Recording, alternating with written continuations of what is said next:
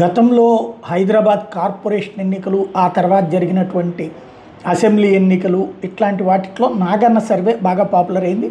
మధ్యలో కొంత మిస్ అయినా తన దానికి సంబంధించి ఏం చెప్తాడు అన్నటువంటి కాన్సెప్ట్ అయితే ఉంది. గతంలో 99 స్థానాలతో కార్పొరేషన్ గెలుచుకున్నది హైదరాబాద్ అన్నప్పుడు కరెక్ట్గా అదే సాధ్యమైంది. అప్పుడే కేటీఆర్ తనని అభినందించింది కూడా. ఆ తర్వాత అసెంబ్లీ ఎన్నికల్లో 2018లో బీఆర్ఎస్ఏ గెలుచుకుంటుంది, భారీ స్థానాలు వస్తాయని అంచనా వేసినప్పుడు అది సక్సెస్ అవడంతో అది ఫెమిలియర్ అయింది. ఆ తర్వాత మధ్యలో జరిగినటువంటి ఉప ఎన్నికల సందర్భంగా కొంత దెబ్బతిన్నటువంటి పరిస్థితి.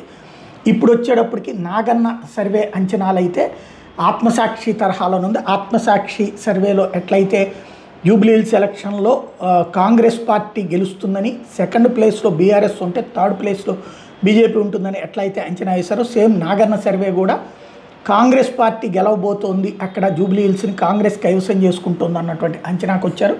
బీఆర్ఎస్ సెకండ్ ప్లేస్కి పరిమితం అవుతుంది అన్నటువంటి అంచనాని వ్యక్తం చేస్తున్నారు.